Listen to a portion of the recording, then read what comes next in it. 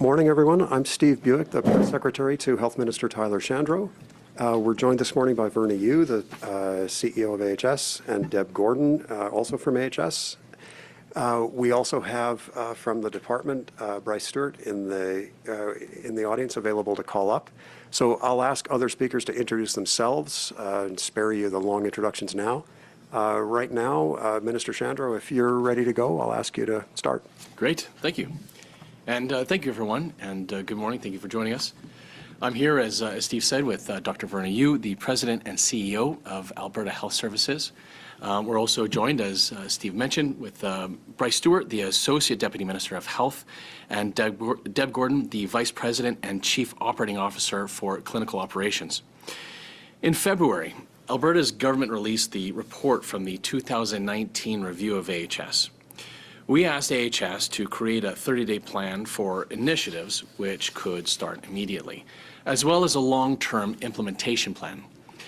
When COVID-19 hit the province, and the creation of that long-term implementation plan was then, as a result, delayed.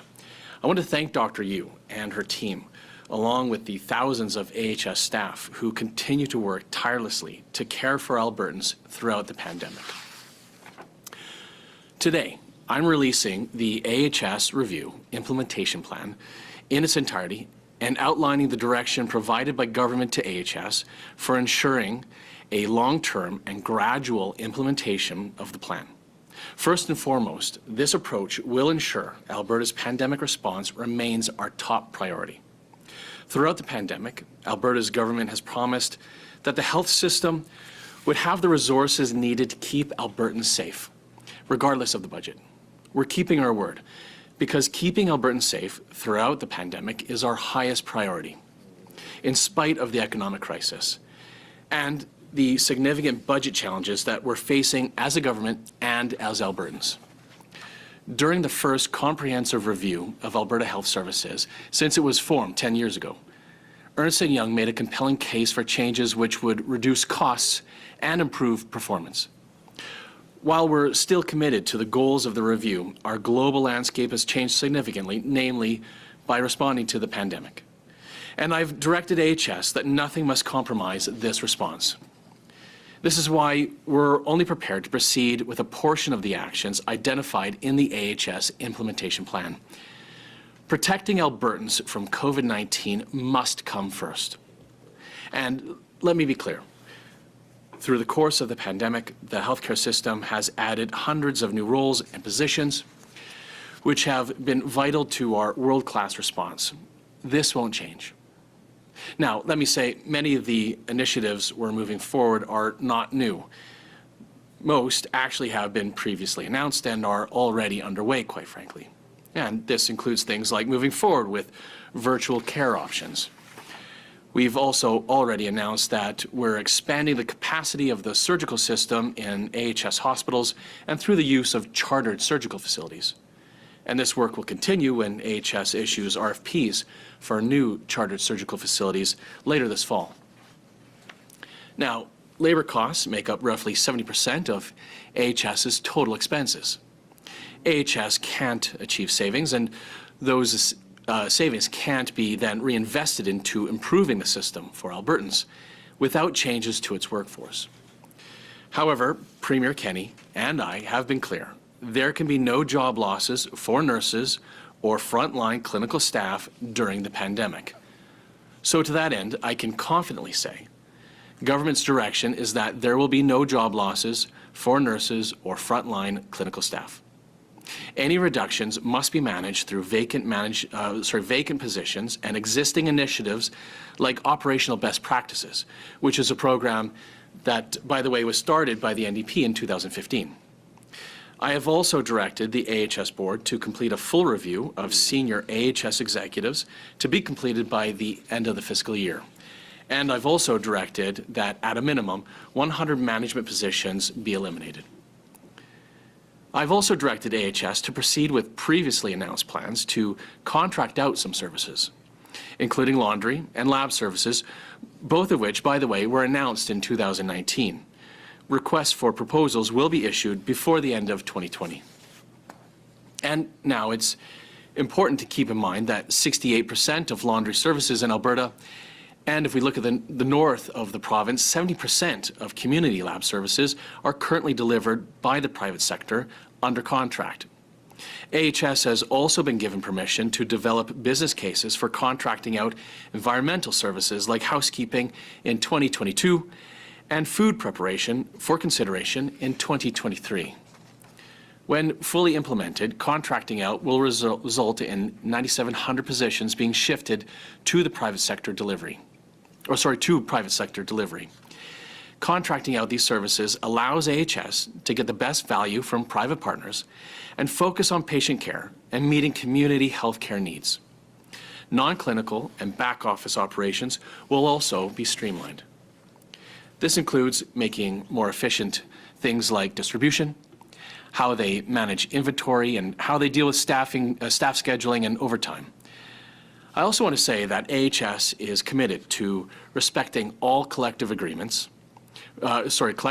provisions and other employment terms and conditions, and will be working to minimize job loss in these areas.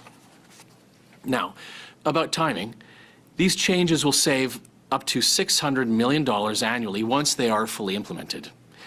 Given the circumstances that Alberta faces, this approach strikes the right balance between the two unprecedented challenges we face as a province. On one hand, the response to the pandemic, and on the other hand, the fiscal reality that we face as Albertans. In conclusion, let me say that we remain committed to making AHS as efficient as possible so we can improve wait times and quality of care for all Albertans. Every dollar that's saved will be reinvested to improve patient care in Alberta.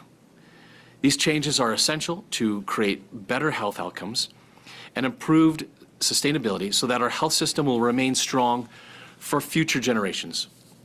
Dr. Yiu will now say a few words before we take questions. Thank you. Dr. Yiu.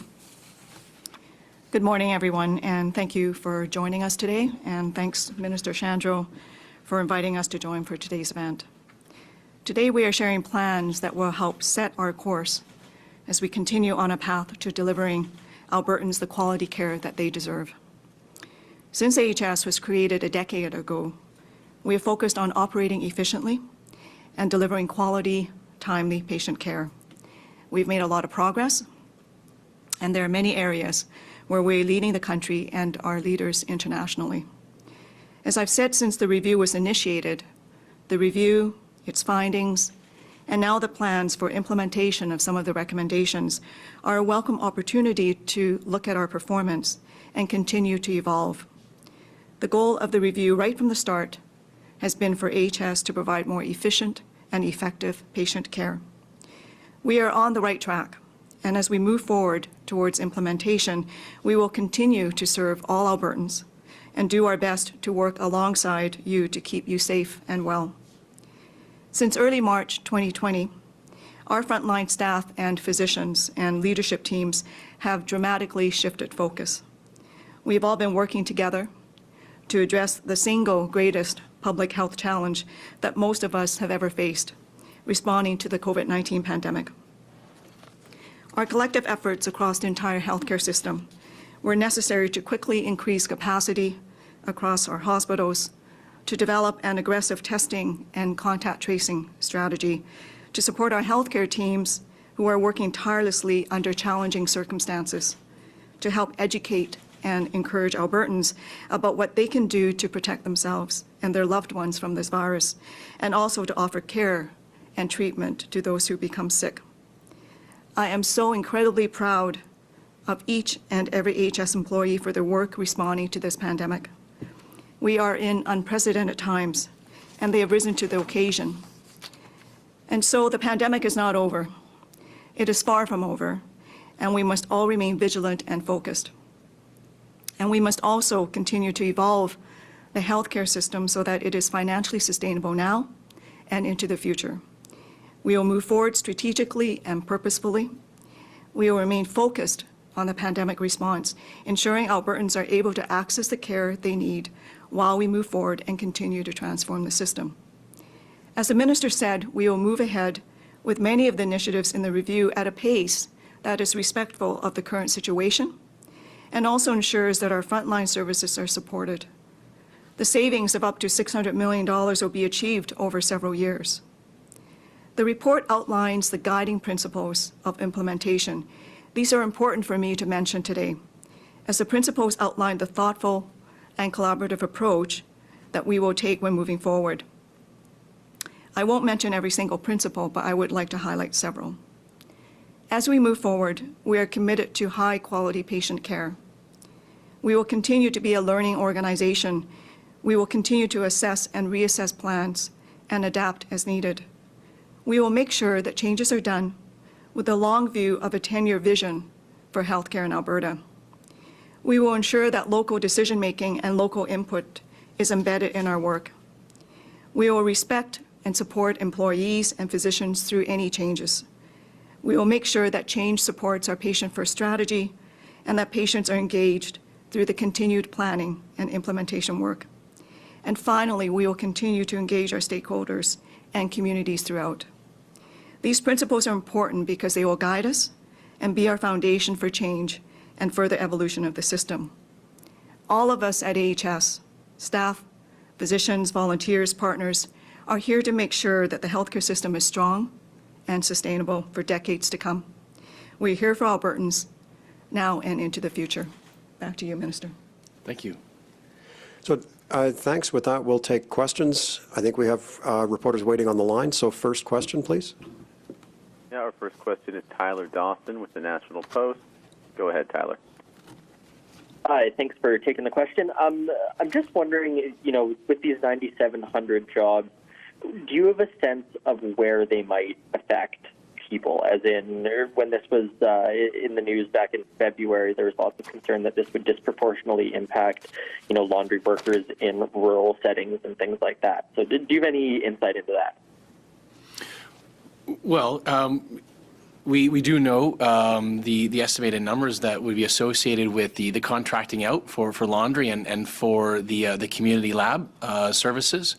So, for example, I think for laundry, it would be 400 positions that would be transitioned to the private sector to be delivered through them. Do you have a follow-up, Tyler? Yeah, sorry. I'm asking specifically if you have a sense of how this will affect rural hospitals and rural medical centers versus, say, in Edmonton and Calgary. Well, I spoke about the positions. Right now, we should say, just to point out again, as I said in my comments, that 68% of the province for linen or laundry, as it were, is already being contracted out. So that's for Calgary and for Edmonton. So it's for the rest of the province that right now is still in-house with AHS, so those positions. And so from that perspective, I suppose, outside of the two metropolitan centres. But Dr. Yiu, from the perspective of how that might affect, because I think Tyler's question was also wondering about how it would affect, I guess, our hospitals and medical care. I think the Minister and government have been very clear with us, even when we presented, even when E&Y presented the initial AHS review, is that there was no impact on bed closures in rural communities. And so we were very cognizant of that. I also want to highlight that the rural communities and the healthcare that we provide to rural Albertans is actually very important. We had a board retreat last month, and hands down, having a clear rural strategy and how we provide quality healthcare to people who reside in rural Alberta was very important to the board. We have not yet progressed on what that looks like in terms of ensuring that, but we understand the stressors in the rural communities, how they're having to deal with, obviously, travel and distance, but in addition to the COVID response.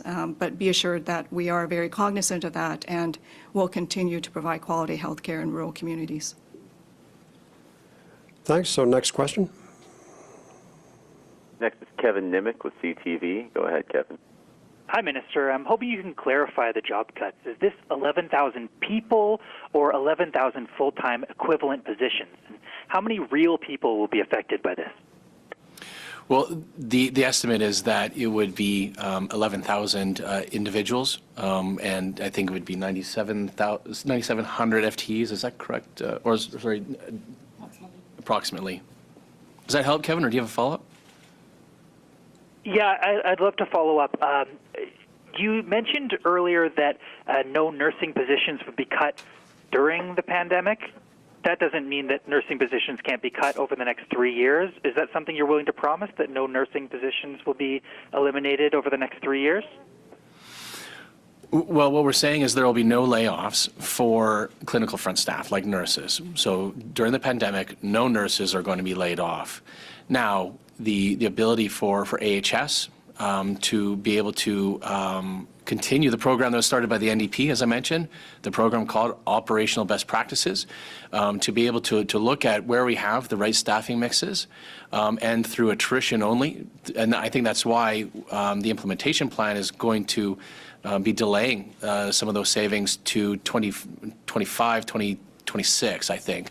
So, look, I think that operational best practices may continue into the future. That's up to AHS to be able to determine.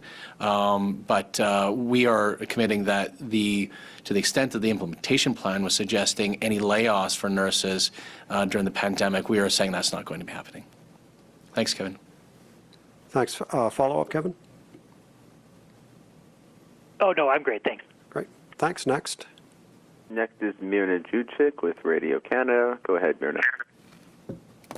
Yes, hi. I'd like some clarification on something that was mentioned in the original plan presented in July. There was several systemic changes, including continuing care. It was mentioned in a plan to increase accommodation fees for continuing care, introduce copay for some other models. I'd like an update on that. Is that still in the works? And how confident are you that it won't affect the quality of the care? Sure. And I think by July, you mean August. I think you're talking about the implementation plan, the one that was submitted in August. We started a review of continuing care in 2018. It's being chaired by member Richard Gottfried. The review started off as a review of legislation, and it's become also a review of the models for how operators are working in the system. That review is going to continue until 2021. And any of the implementation plan items that deal with continuing care are going to be waiting for that review to come out to make sure that they are aligned with whatever that review comes back to us. And so those items are going to be put on hold, as it were, until we can finish the review of continuing care throughout the province. You have a follow-up question? I do. Still looking at the big picture here. So the plan that has been scaled back, that was originally 16,000 positions, you mentioned it has scaled back due to the pandemic. So is there still a plan to just do that plan just later? So for the pieces that deal with, for example, the frontline clinical staff, to the extent that AHS sees it as being beneficial to their hospitals in light of still continuing to deal with the pandemic through programs that were started by the NDP to be able to look at those positions on an attrition-only basis, that may continue. And I think that's why some of the full savings may be delayed, and why right now we're only seeing with this implementation plan that we're allowing to proceed at this time, we're scaling back the savings to $600 million because those savings would be delayed because we would go on an attrition-only basis. Does that answer your question, or did that make any sense to you? It does, I guess. Yeah, that answers it. Okay, thank you. Or anything else you wanted to add to that, Dr. Yiu? I think from my perspective, what I've heard from the ministers is that, pre-COVID is very different from obviously during COVID. And so it is a very different landscape now than it was before, although the economic imperative is worse now than it was before COVID. But in terms of the timelines, I think our expectation for the implementation plan, when we originally had agreed to provide it 100 days after the release of the public report, was that it was over a 3-year implementation plan. And my understanding, Minister, was that We've now extended that beyond 3 years, and that does allow us to be able to pace in a way that recognizes the stressors of the pandemic. Great. Thanks, Dr. Yiu. Next question. Next is Don Brage with the Calgary Herald. Go ahead, Don. You talk about eliminating 100 senior management positions. There's a period a number of years ago where that's almost all was talked about, including pay and benefits for senior people. How high do you intend to go with that? Are you stretching this right up into Dr. Yiu's office, or is this going to be basically mid-level people? And how do you stop that from actually having some impact on patient care? Thank you. So first of all, the review of compensation would be for all of the 3,300 management positions. And so when we look at the 3,300 management positions, 68 of them are senior leaders, and 14 of them are on the executive leadership team, on the ELT, and in Dr. Yiu's executive team. So out of 110,000 employees, about 3% of them, 3,300, are management. When we look at AHS in total, 91% of them, of their labor force is unionized. So this is the 3,300 management positions, and the compensation that's to be reviewed would be for all of them, including the 68 senior leaders and including the 14 on the executive team. Sorry, there's a question as well about how we would ensure that doesn't affect patient care. Maybe Dr. Yiu, if you can speak to that. So maybe if I can just answer the question about the management piece. I think that it's been, for the past 10 years, we've been actually trying to become more and more efficient. And if you look at our management numbers, according to the Canadian Institute of Healthcare Information, we actually are the leanest healthcare organization in the country. And in fact, if you look at the number or percentage of our management compared to the rest of Canada, we're actually 25% lower than the rest of the country. So I just want to say that we are not in any means bloated bureaucracy, as we've been termed before, and we're very, very lean. But after saying that, there's always room for opportunities and improvement. And we've done that repeatedly over the past 10 years. We eliminated more than half of the leadership positions a few years ago, and we continue to do so. When it comes to my own management team and our own executive, I do have I have 11 vice presidents right now.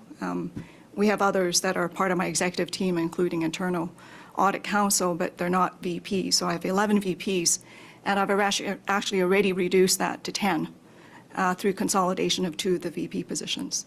And so it's really important for me to actually role model what we need to do as an organization to make sure that we continue to have efficiencies. And absolutely, management are the ones who do a lot of the frontline management in terms of the frontline care. And in fact, many of our frontline managers actually do provide frontline care.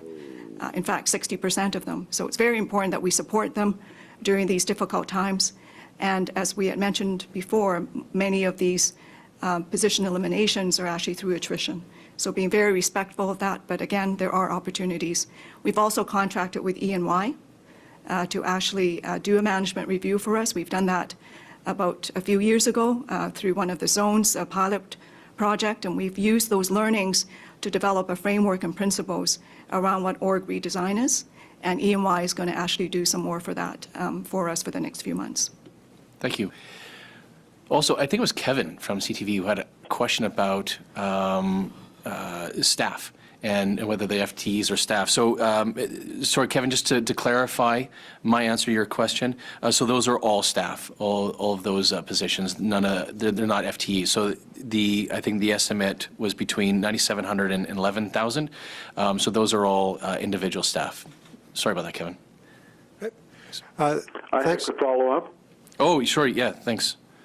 Yeah, when you shift, Minister Shandro, a job to the private sector, what is your actual saving per job or per group of jobs that you're still paying, right? You're still paying for the service. You're paying a private company. Do you have a percentage number on how much per given service you save when you do this? Because you're still paying something. It's not as if you're eluding the cost entirely.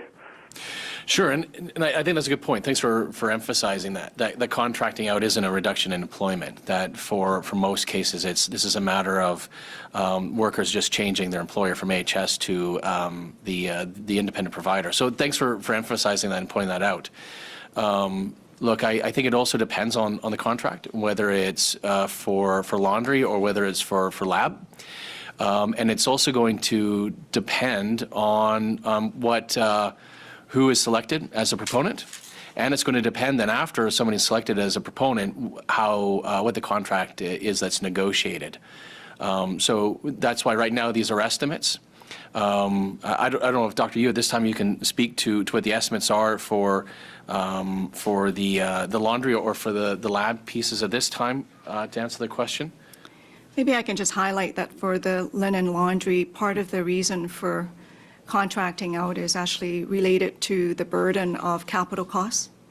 We know that in order to keep up with the equipment maintenance, that it would have cost us an additional $38 million. And if we were to reconfigure a hub and spoke model, it would be close to about $100 million. And we know that we can use that funding to provide clinical care, and that was also part of the reason for the linen contract. Thanks for that, Dr. Yiu. Next question. We're going to run a little bit long. I think we have two more in the queue. We'll try to cover both. Thanks. So next. Next is Bill Fortier with CTV News. Go ahead, Bill. Yeah, hi. I just wanted, I hope to get some clarification on a question that was asked earlier. Minister Shandro, are you saying there will be no frontline layoffs just during the pandemic or throughout this entire implementation of this plan? Will there be no layoffs during the entire implementation or just until the pandemic is over of frontline staff? Well, quite frankly, by the time the pandemic is over, I think any involuntary reductions will be minimal. At this point, we're planning for these, I guess, the continued rollout of the NDP's operational best practices over a number of years for their frontline clinical staff. Really this is about the contracting out of certain pieces like labs and laundry, as well as the management position review. That's really what we're talking about here. You have a follow-up? Just as a quick follow-up. Are healthcare aides included in frontline staff, and is there anywhere we can get a full list of the workforce positions that will be eliminated?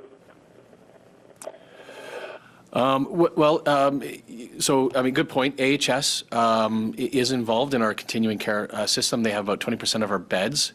Dr. Yiu, maybe do you mind answering Bill's questions then for those two points? Yeah, we can definitely provide the list. We have defined what would be considered as frontline clinical positions, so absolutely we can provide you with the list.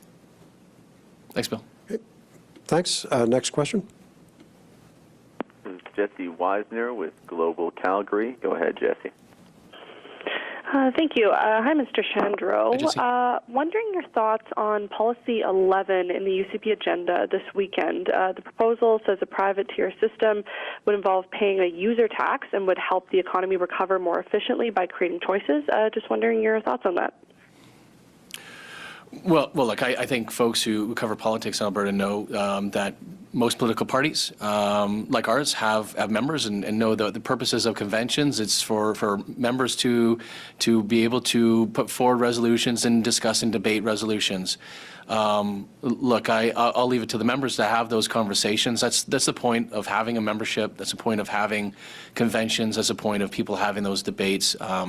I take no position on that at this time. This is members being able to have a debate. Obviously, what we've committed to with Albertans is that look, nobody is going to ever be forced in Alberta to pay for anything. Right, and quite frankly, that's our commitment to Albertans. I think the NDP often try to play games when it comes to these types of issues, and it's unfortunate.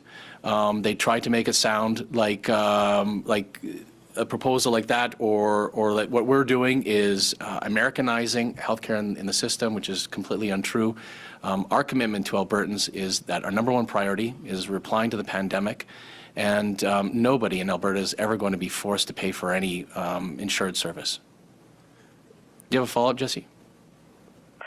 No, I don't. Thank you very much. Thanks. Thanks. So I think we'll try to squeeze one more question in. All right, next question is Lisa McGregor with Global Edmonton. Go ahead, Lisa. Thank you. A group of Alberta doctors claims that a private healthcare system creates longer wait times in the public system. What do you say to that? Yeah. Sorry, a group of doctors. So what did they say about a private system? A group of Calgary doctors started a grassroots campaign aimed at stopping any movement toward privately funded healthcare. It's called Eyes Forward. They claim private healthcare system creates longer wait times in the public system. What would you say to that? And they're saying that by private system, they're defining that as a system that has private financing of medical procedures? Right, and essentially kind of backlogs things in the public system. So if you're shifting things over the private system, that it would create a longer wait time in the public. Look, I don't know if I want to be answering to a hypothetical. I haven't really seen what these physicians are even talking about. I mean, if you want, maybe offline, I'm happy if you want to email it to our office so I can see what these physicians... I'm confident that this change won't create longer wait times in the public system overall. When making all these changes, that it won't have any trickle-down effect in the public system. But I mean, I don't even know what these doctors are replying to. I mean, that's not what we're doing. So I don't know why these doctors are saying that. And I mean, if you want, I'm happy to look at whatever these physicians are replying to, and what their concerns are. And if you want my 2 cents on what their take is, I'm happy to do that. But I think it would be a more thoughtful reply if I actually saw what the physicians are replying to and what they're saying. But look, if you want a thoughtful reply, I'm happy to do that offline. Thanks. We'll follow up. Just contact me directly, and we'll get you a response. Thanks very much. So we'll wrap up there. Thanks, Minister, and our guests. Thanks, everyone on the line. If there are follow-ups, please let me know. Thanks.